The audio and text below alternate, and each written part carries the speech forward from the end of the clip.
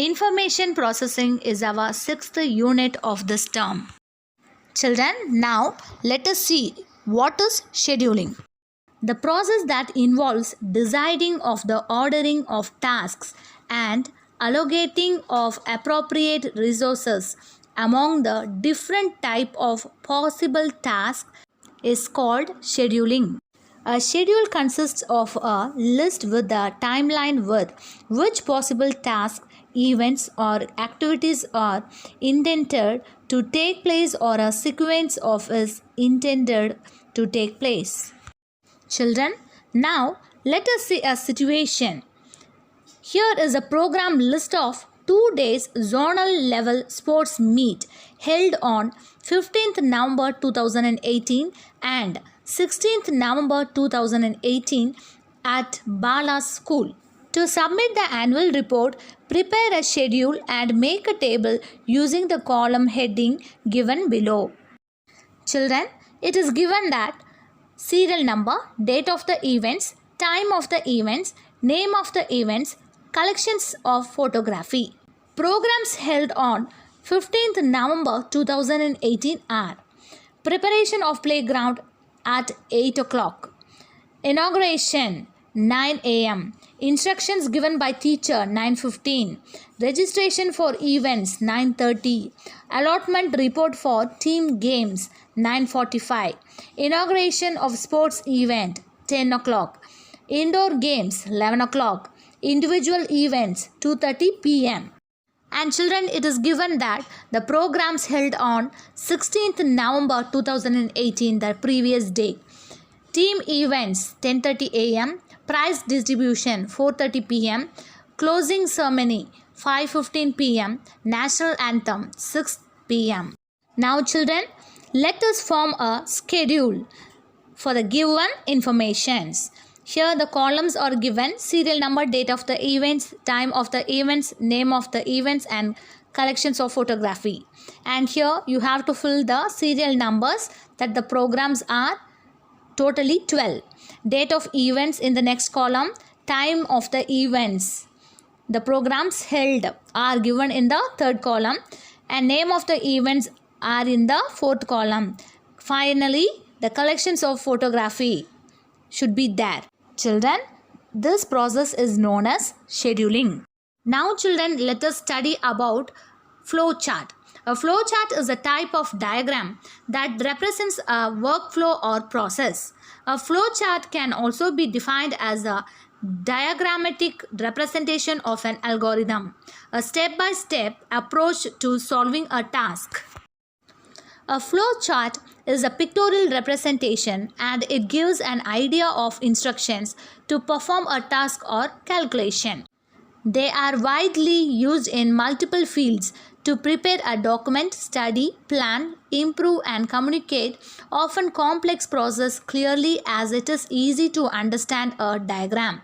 In the flowchart, each shape has a particular meaning. They are given in the following table. Oval shape or pill shape used to represent the start and end of the task. Arrow mark indicates flow line. It is used to connect shapes and indicates the flow of instructions. A line is a connector that shows relationships between the representative shapes. A parallelogram represents input or output used to the instruction to be read or displayed or described inside. The rectangular shape represents processing used for calculating or indicating normal process of the step. A rectangle represents a process. A diamond shape indicates a decision used for any logic or comparison of an operation. The flow direction chosen depends on whether answer to the question is yes or no. Children, now let us see the types of flowchart: sequential flowchart and conditional flowchart. Children, now let us see exercise 6.1 flowcharts. First one is match the followings with symbols and its uses. Exercise 5.1, match the followings. In the left hand side, symbols are given. Symbols in the flowchart are given and its users are given in the right hand side. And we know that what it represents, it is a flow line, arrow mark, and it represents the flow of instruction. It connects the shapes and indicates the flow of instructions, and also it shows the direction of flow. So the arrow mark indicates the direction of flow. And here oval or pill shape represents the start or end of the flow. So it is used to represent the start and end of the task. That is the terminal shape. Here start and end. It represents start or end. Here the parallelogram shape represents input and output. It is used to instruction to be read or displayed or described inside. Therefore, the parallelogram shape indicates input and output. So, what about the shape rectangle? Here, the rectangle used for calculating or indicating normal process of flow step. Here, the processing is done in the rectangular shape. And here, the diamond shape represents a decision used for any logic or comparison of an operation. The flow direction chosen depends on whether answer to the question is yes or no. For the question yes or no, here we are using the diamond shape. Here the parallelogram shape indicates input and output. And in the rectangle shape, C is equal to A plus B, that is, it indicates processing. Here the addition of two numbers is done. So, here the processing was done. So, rectangle shape indicates processing. And diamond shape represents a decision. That is, whether it is greater than or equal to. A is greater than or equal to. So, A greater than or equal to 0 is a decision, one of the decision. So, the shape diamond represents decision. Second one, the steps of withdrawing cash from your saving bank account using ATM card are explained in the figures given below. Construct an appropriate flow chart. Children, here let us start from start shape, which indicates start and end, used to represent start and end of the task. And then here it is a flow line. It indicates the flow of instructions. And then here the parallelogram shape, which indicates input and output. So input and output. Here in the input, we are going to insert a ATM card. So here insert a ATM card. And then here the rectangle shape, which indicates the processing. And here select your language. Select your language. And then select withdraw money. Isn't it? You have to select withdraw money. And select savings. Here you have to select savings. And then enter PIN number. Enter PIN number. And you have to enter the amount. Enter the amount. And then finally in the output, you are going to collect your cash. And the process is over. The flow of the task is over. So here write end. And once again let's see the flow chart. the steps of withdrawing cash from your saving bank account using ATM card are explained in the figures given below. Construct an appropriate flowchart. So the instructions are given in your question itself. So you have to form a flowchart.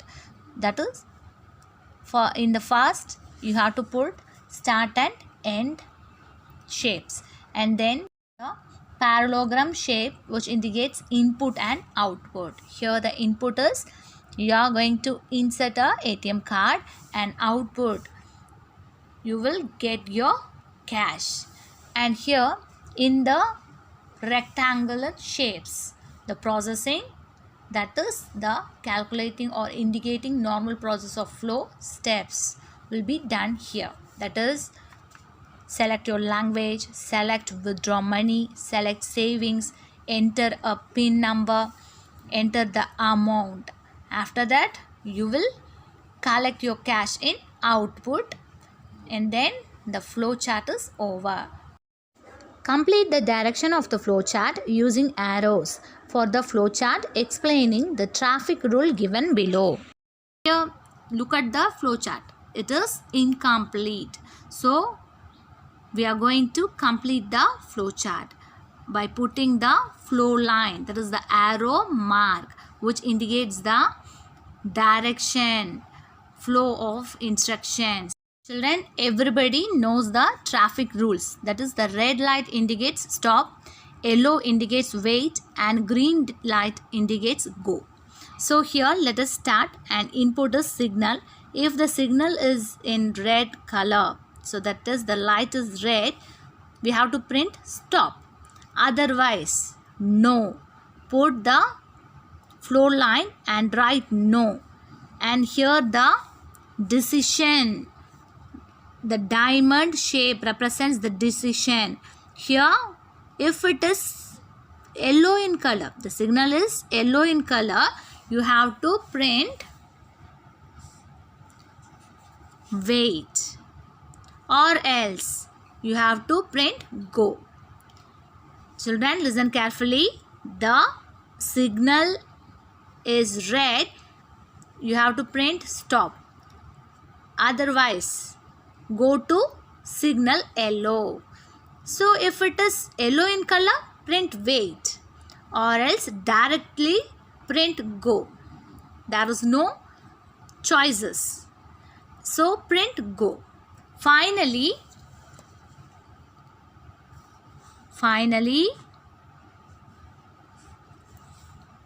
you need to put end. So the flow line will be end in the end shape. Friend, these flow lines end with end terminal shape, which represents the start and end of the task. Problem. Complete the given flowchart, input names of things and check whether it is living or non-living. Children, let us start with start symbol, and here the input is name. A represents living things and B represents non-living things. So here the decision is name, whether the name is A. You have to print living things. So print A, that is A represents living things. So if it is not A, here write down no. So you have to print B. Finally you have to end. After print the name, you have to end.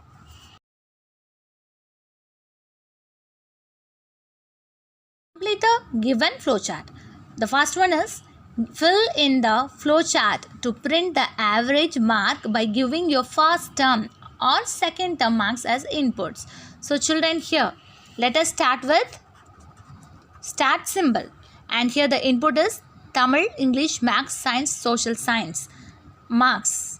Average. So average is the sum of all the subjects and divided by the number of subjects. That is Tamil plus English plus Maths plus Science plus Social Science. divided by 5. And here you have to print. You have to print average. After finding the average, you have to print the average and then end. Construct the flowchart to print teacher's comment as very good if your average mark is above 75 out of 100, or else as still try more or try to get more marks can be inserted in the flowchart with earlier one. So children, here write down average. So here the decision making is going on. So average, if it is greater than 75, if it is greater than 75, you have to print very good, or write down no. You have to print try to get more marks. Try to get more marks. And then finally end with end symbol. Example 6.2. Construct the flow chart to find whether the given number is a positive integer or negative integer or zero, and write step-by-step process. Then we know that the pill shape or oval shape symbol represents start and end, and here the parallelogram shape represents input and output. So now in the conditional flow chart, the decision making symbol will occur, and here we are checking if x is greater than 0. In a flow line, write S and print x is a positive number. Or if it is no, let us check the other case, that is x is less than 0. And if it is less than 0, yes, you have to print x is a negative number. Children, listen carefully. If it is greater than 0, the value of x greater than 0, you have to print x is a positive number.